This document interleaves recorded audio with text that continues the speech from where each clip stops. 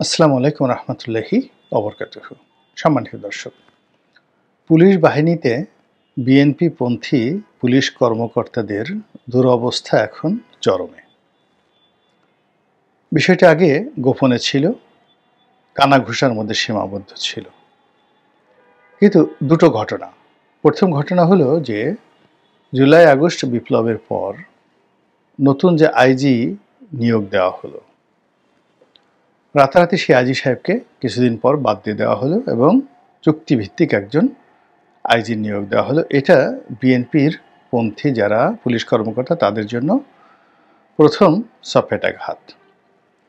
তো বিএনপিপন্থী সেই আইজি সাহেব কোথায় আছেন, কি আছেন জানি না। শুনেছিলাম যে তাকে রাষ্ট্রদূত হিসেবে নিয়োগ দেওয়া হবে, কিন্তু এখনো পর্যন্ত তাকে রাষ্ট্রদূত হিসেবে নিয়োগ দেওয়া হয়েছে এমন কোনো প্রজ্ঞাপন আমার চোখে পড়েনি। দ্বিতীয় যেটা দেখলাম সেটা হলো যে বিএনপিপন্থী আরেকজন কর্মকর্তা মেট্রোপলিটন পুলিশের কমিশনার হিসেবে নিয়োগ লাভ করলেন। চোখস কর্মকর্তা, ভদ্র, নম্র এবং তার কাছে সবার একটা অ্যাক্সেস ছিল। তো সেই ভদ্রলোককে বাদ দিয়ে এখন যিনি এলেন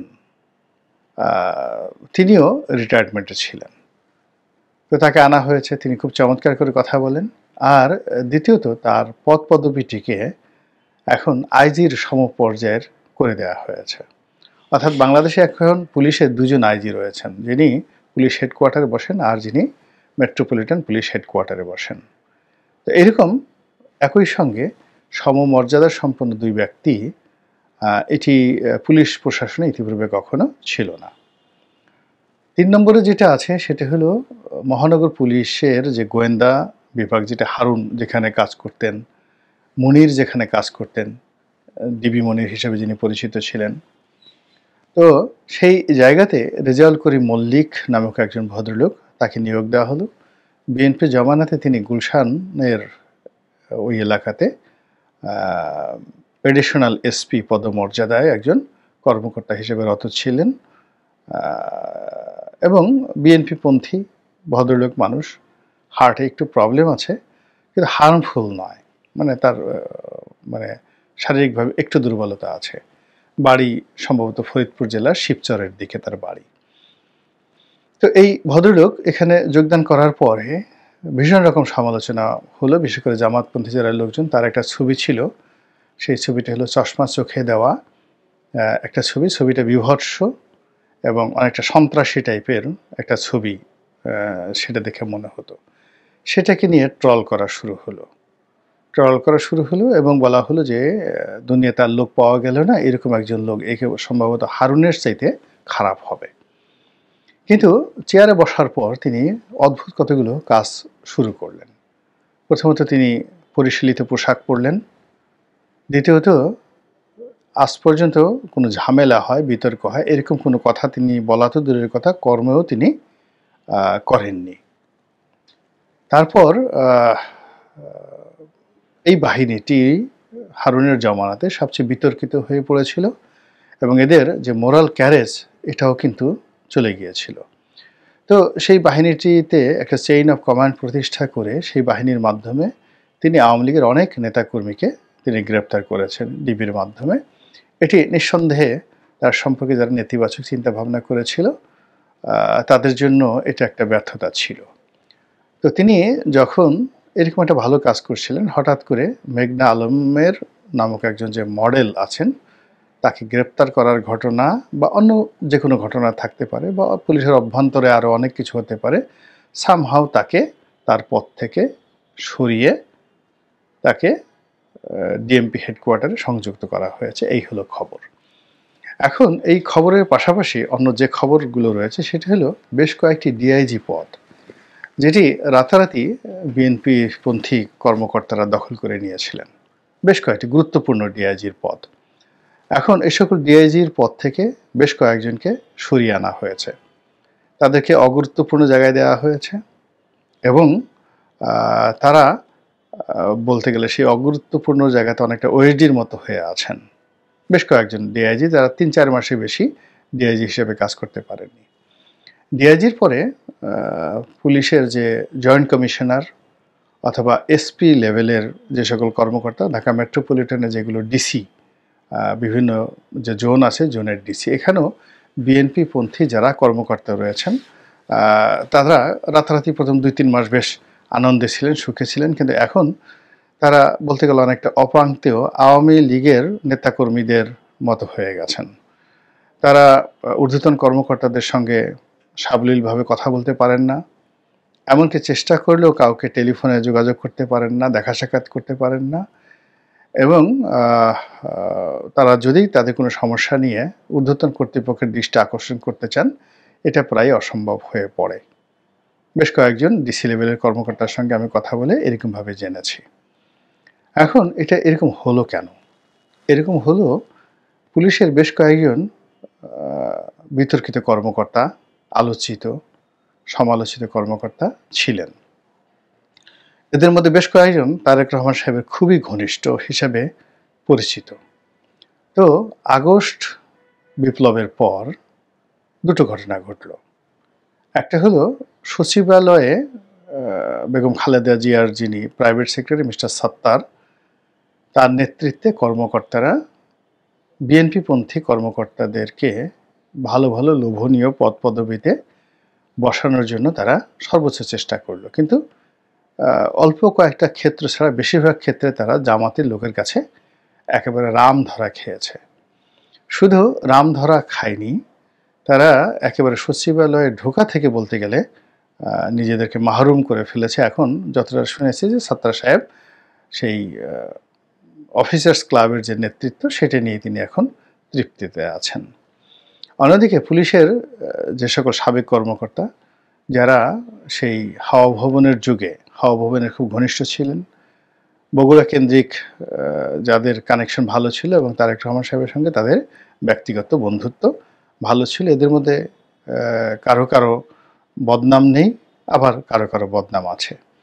তো এরা পুলিশের যে অফিসার্স মেস আছে সেখানে বসে তারা একটা ম্যাটিকুলাস ডিজাইন করেছিল। সেই ডিজাইন হলো যে আওয়ামী লীগপন্থী কর্মকর্তাদেরকে বাদ দেওয়া, বিএনপিপন্থী কর্মকর্তাদেরকে প্রতিষ্ঠিত করা, পুলিশ সংস্কার আইনকে বাস্তবায়ন করা এবং পুলিশের গৌরবোজ্জ্বল ভূমিকা ফিরিয়ে আনা, এবং মিলিটারির যে র্যাঙ্ক এবং ব্যাজ আছে, পতাকা আছে, ঠিক ওই পর্যায়ে র্যাঙ্ক এবং ব্যাজে পুলিশকে মিলিটারির সমপর্যায়ে নিয়ে যাওয়া। তো এইগুলো নিয়ে তারা কাজকর্ম করছিলেন, কিন্তু তারা আওয়ামী লীগের নেতাকর্মীদেরকে, আওয়ামী লীগের যে মাইন্ডেড পুলিশ কর্মকর্তাদেরকে তাড়ানোর ক্ষেত্রে যত সফলতা লাভ করেছেন, কিংবা নিজেদের লোকদেরকে রাতারাতি অল্প কিছু পোস্টে পোস্টগুলোতে তারা মনোনয়ন দেওয়ার ক্ষেত্রে যে সফলতা লাভ করেছেন, কিন্তু তলে তলে যে সর্বনাশটা ঘটে গেছে যে তাদের চাইতে দ্রুততম সময়ে এবং সফলভাবে তাদেরকে ওভারটেক করে জামাতের লোক ঢুকে গেছে, এটা তারা নিয়ন্ত্রণ করতে পারেননি। দ্বিতীয়ত, তাদের এই কর্মকাণ্ডকে বর্তমান সরকারের হাইকমান্ডের কাছে এতটা নেতিবাচকভাবে উপস্থাপন করা হয়েছে যে এই লোকগুলো শত শত কোটি টাকার বিনিময়ে তারা এই সকল নিয়োগ বদলি করছে, এবং আওয়ামী লীগের অনেক কর্মকর্তা যারা পুলিশ কর্মকর্তা তাদের কাছে শত শত কোটি টাকা নিয়ে তাদের কাউকে সেফ এক্সিট দিচ্ছে, কাউকে মামলা থেকে বের করছে, কাউকে গ্রেপ্তার করা হচ্ছে না, কাউকে চাকরিতে বহাল রাখছে।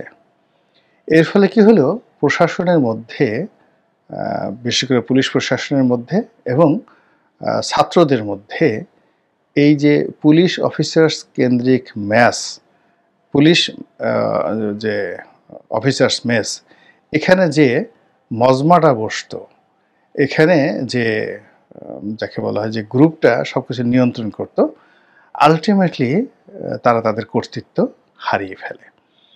এবং কর্তৃত্ব হারিয়ে ফেলার প্রথম নমুনা আমরা দেখতে পাই যে তাদের মনোনীত আইজি সাহেব ক্ষমতাচ্যুত হয়ে পড়েন। দ্বিতীয়ত, এখানে যে স্বরাষ্ট্রমন্ত্রী হিসেবে যিনি আসেন, মিলিটারি থেকে আসেন, তিনি কোনো অবস্থাতেই এই যে অফিসার্স মেসে যারা বসেন তাদের সঙ্গে তাদের কোনো বৈঠক, সমঝোতা, কথাবার্তা, বন্ধুত্ব এটি সম্ভব তো হয়নি, ক্ষেত্র বিশেষে বুমেরাং হয়ে গেছে। ফলে এখানে সেনাবাহিনীর পক্ষ থেকে মূলত যাকে দেওয়া হয়েছে, এখন যিনি লেফটেন্যান্ট জেনারেল যিনি এখন আছেন স্বরাষ্ট্র উপদেষ্টা, তার সঙ্গে বিএনপি পন্থী ওই যে সাবেক কর্মকর্তা যারা রিক্রুটমেন্টের দায়িত্বে ছিল, যারা নিয়োগ বদলির দায়িত্বে ছিল, তো তাদের সম্পর্কে একটা ব্যাড মেসেজ চলে যায় ক্যান্টনমেন্টে, তাদের সম্পর্কে একটা ব্যাড মেসেজ চলে যায় মন্ত্রণালয়ে, এবং ব্যাড মেসেজ চলে যায় ডক্টর মোহাম্মদ ইউনূস। এবং একই সঙ্গে এই লোকগুলোর সাথে যেহেতু তারেক রহমান সাহেবের সঙ্গে খুবই ভালো সম্পর্ক, কাজেই তারেক রহমান সাহেব সম্পর্কেও এই 3 জায়গাতে, অর্থাৎ ক্যান্টনমেন্টে, সচিবালয়ে, পুলিশ হেডকোয়ার্টারে এবং সর্বোপরি ডক্টর মোহাম্মদ ইউনূসের দপ্তরে একটা নেতিবাচক খবর চলে যায়। এবং সেই নেতিবাচক কি, এগুলো আমি মুখে বলতে পারবো না, এগুলো যারা জানেন তারা খুব ভালো করে জানেন। তো এই গেল দ্বিতীয় স্তর। তারপরে যেটা হলো সেটা হলো যে এই যে আওয়ামী লীগপন্থী যে সমস্ত কর্মকর্তা রয়েছেন, তাদের সঙ্গে হয়তো এই সকল কিছু কর্মকর্তার যোগাযোগের কিছু অডিও ক্লিপ এটা সংশ্লিষ্ট সেন্সিটিভ জায়গাগুলোতে চলে গেছে। 2 নম্বর হলো যে এদের কারো কারো বিষয়ে কিছু নেতিবাচক তথ্য এবং প্রমাণ চলে গেছে। তো এর ফলে কি হলো, পুলিশের মধ্যে বিএনপির যারা সত্যিকার অর্থে ডেডিকেটেড কর্মকর্তা, সেই তাদের কপাল পুড়ে গেছে এই সাবেক যে গ্রুপটি যারা মেসে বসে, অফিসার্স মেসে বসে পুলিশের ব্যাপারে এইভাবে হম্বিতম্বি করতো, তালিকা করতো, সকল খুব ব্যস্ততা দেখাতো তাদের কারণে। আর এই যে তাদের এই কর্মকাণ্ডের উপরে রীতিমতো কুঠারাঘাত করা হয়েছে যখন ডক্টর মোহাম্মদ ইউনূসের পক্ষ থেকে একজন বিশেষ সহকারী খোদা বক্স চৌধুরী তাকে নিয়োগ দেওয়া হয়েছে। তিনি একজন নিরপেক্ষ মানুষ, সৎ মানুষ। বিএনপির জমানাতে তিনি আইজি ছিলেন, কিন্তু কখনো বিএনপি করেননি। 2 নম্বর হলো যে তিনি সেই যে 21শে আগস্ট গ্রেনেড হামলার কারণে তিনি নির্যাতিত হয়েছেন, জেল খেটেছেন, কিন্তু বিএনপির পক্ষ থেকে কখনো কেউ কোনোদিন তার একটা খোঁজ খবরও রাখেনি। ফলে সঙ্গত কারণে তার মধ্যে একটা অভিমান কাজ করেছে। আর তিনি যেহেতু সত্যিকারের একজন প্রফেশনাল মানুষ, আপাদমস্তক ভদ্রলোক, আপাদমস্তক সৎ, ফলে এই সকল অফিসার্স মেসে বসে দেন দরবার করা, তদবির করা, একে এখানে বসা, ওরে বদলি করে, ওরে নিয়োগ করে, এই জিনিসগুলো জনাব খোদা বক্স চৌধুরী তিনি পছন্দ করেননি। পছন্দ না করার কারণে কি হচ্ছে, তিনি ঠান্ডা মাথার মানুষ এবং তার সঙ্গে যমুনাতে অন্যান্য যারা আছেন তারাও ঠান্ডা মাথার মানুষ। ডক্টর মোহাম্মদ ইউনূস খুবই ম্যাটিকুলাস ঠান্ডা মাথার মানুষ, এবং সব কিছু করে পুলিশের যে দলীয়করণের যে একটা প্রক্রিয়া, সেই প্রক্রিয়াতে এখন বিএনপির যে অবস্থান, সেই অবস্থানটাকে ধীরে ধীরে নিউট্রাল করে দেওয়া হয়েছে। আর আগামীতে যেটি হবে সেটি হলো শুধু নিউট্রাল না, এটা অনেকটা বুমেরাং করে দেওয়া হবে। আর পুলিশ যদি বিএনপির পক্ষে না থাকে তাহলে রাজপথের অবস্থা কি হতে পারে, নির্বাচনের অবস্থা কি হতে পারে, সেটা ভাবার জন্য রকেট বিজ্ঞানী হওয়ার দরকার নাই।